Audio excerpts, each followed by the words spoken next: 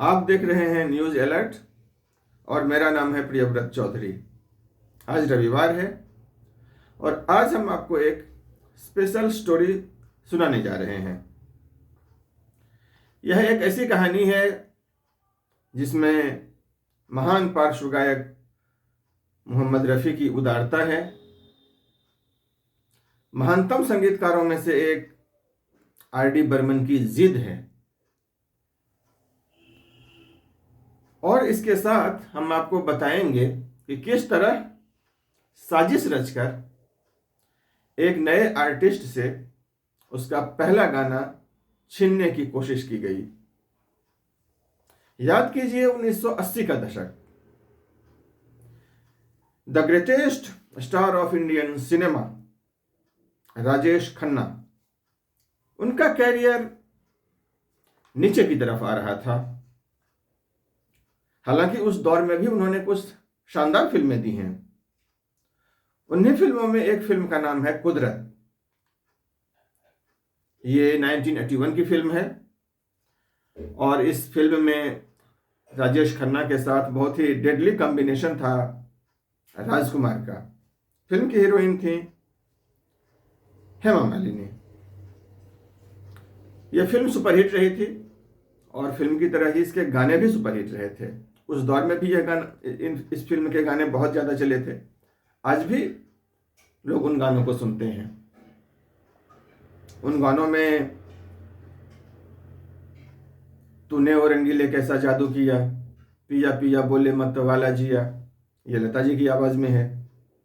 हमें तुमसे प्यार कितना ये हम नहीं जानते, छोड़ो सनम काहे का गम, और सावन नहीं भादो नहीं।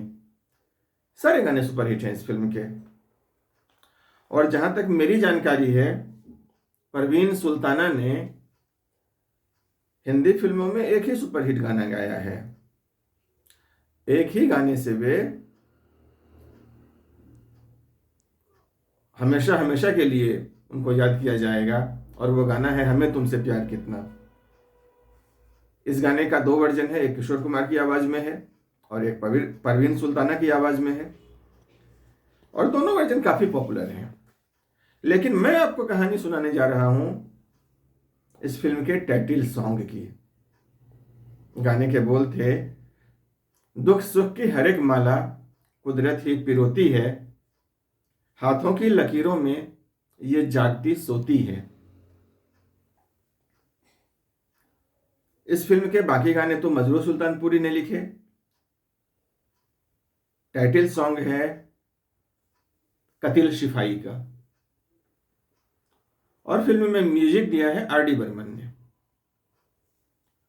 तो जब यह फिल्म बन रही थी तो निर्माता निर्देशक चेतन आनंद से एक नए लड़के के लिए अप्रोच कर रहे थे music director R D Burman.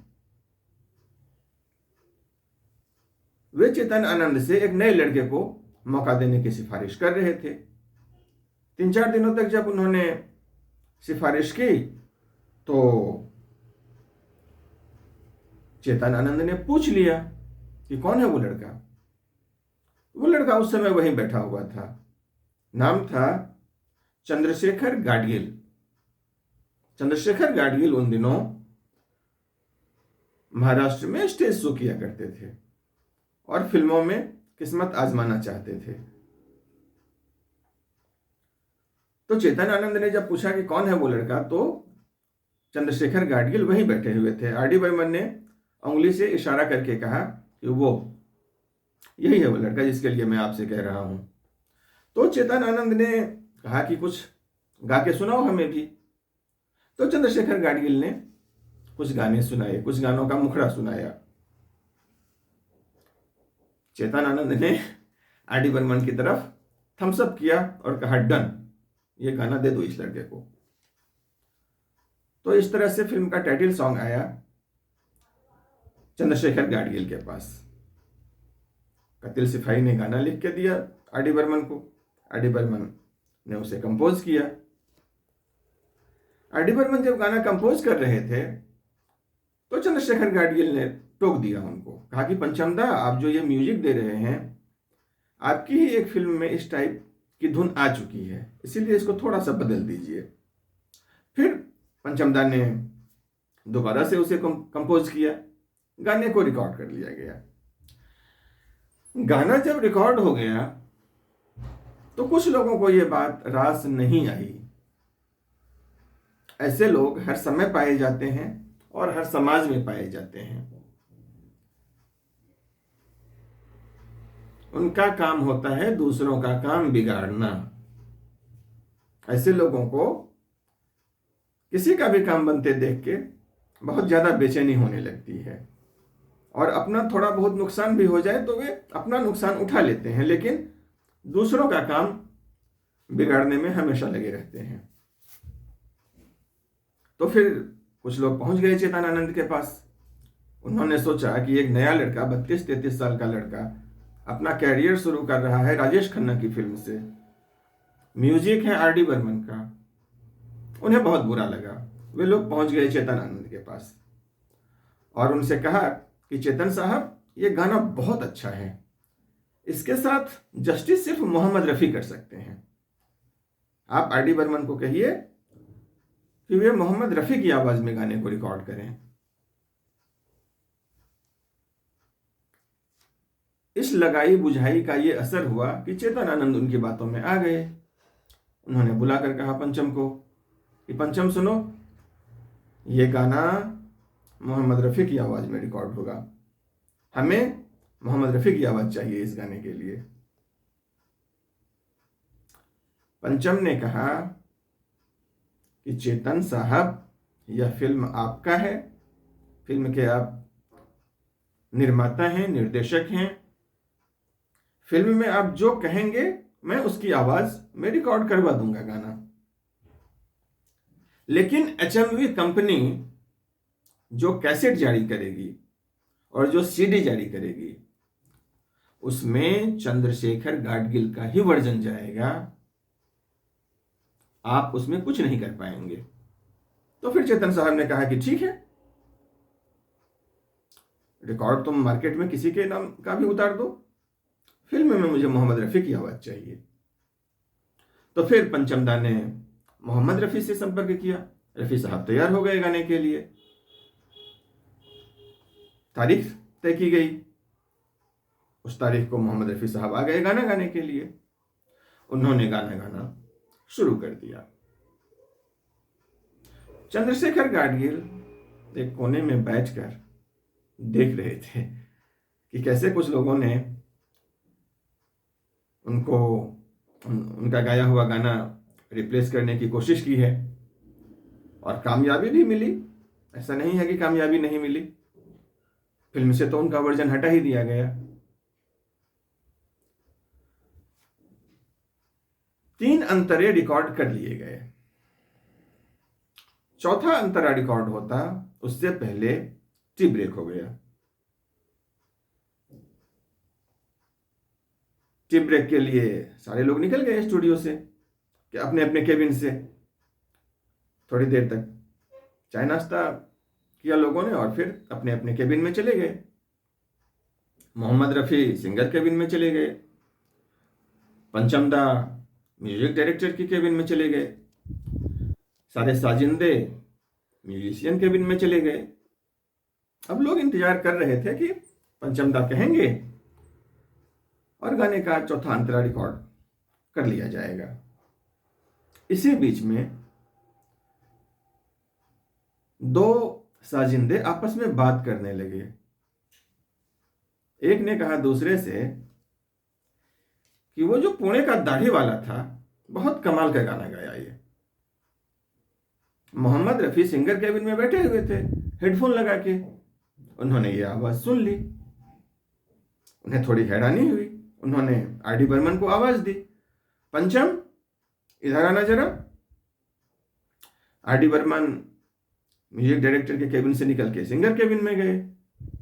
तो रफ़ी साहब ने पूछा कि पंचम, एक बात बताना जरा, इस गाने को किसी दूसरे ने गाया है क्या? तो पंचम दा ने कहा कि हाँ रफ़ी साहब, इस गाने को एक नए गायक ने गाया है। तो फिर रफ़ी साहब ने पूछा कि तुम मुझसे क्यों गवा रहे हो अब ये गाना? तो पूरी कहानी आर डी बर्मन ने सुना दी रफ़ी साहब को कि चेतन आनंद सिर्फ आपकी आवाज में ये गाना चाहते हैं फिल्म में।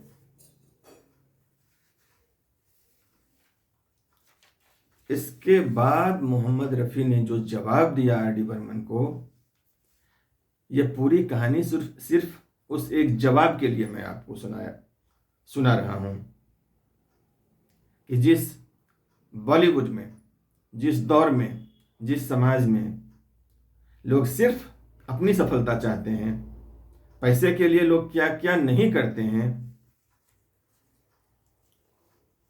मोहम्मद रफ़ी ने कहा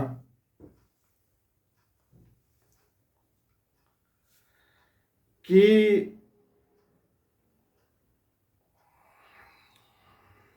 पंचम, एक नए कलाकार की जिंदगी तुम मेरे हाथों क्यों तबाह करना चाहते हो? यह गाना मैं नहीं गाऊंगा। रफ़ी साहब ने अपना हेडफोन उतारा, केबिन से निकले और फिर स्टूडियो से चले गए। पंचम दा आवाज देते रहे, रफ़ी साहब लौट जाइए, रफ़ी साहब लौट जाइए। रफ़ी साहब ने पीछे मुड़कर देखा तक नहीं और वे चले गए। तो फिल्म में जो वर्जन है रफ़ी साहब की आवाज में है, 3 अंतरे हैं। एचएमवी ने जो जारी किया वो चंद्रशेखर गाडगिल की आवाज में है, उसमें 4 अंतरे हैं। अब यूट्यूब पर तो दोनों वर्जन अवेलेबल है, आप अपनी इच्छा से कोई भी वर्जन सुन सकते हैं। चंद्रशेखर गाडगिल को कुछ और मौके मिले, आर डी बर्मन ने ही कुछ मौके दिए, लेकिन कोई गाना उनका फिर इस कदर सुपरहिट नहीं हुआ। हालांकि इस गाने के दम पर या वैसे उनकी अपनी ऐसी प्रतिभा रही, मराठी फिल्मों में उनका बड़ा नाम है, मराठी फिल्मों में उन्होंने ढेर सारे गाने गाए हैं। हिंदी फिल्मों में उनको सफलता नहीं मिली। बाद में उन्होंने अपनी आत्मकथा भी लिखी और एक कार्यक्रम में उन्होंने इस बात की जानकारी दी लोगों को, तो तब लोगों को पता चला इस घटना के बारे में। तो आज बस इतना ही। यदि आपने चैनल सब्सक्राइब नहीं किया है तो प्लीज़ चैनल सब्सक्राइब कर लीजिए, लाइक कीजिए और मुझे इजाज़त दीजिए अगले वीडियो तक के लिए। तब तक के लिए नमस्कार।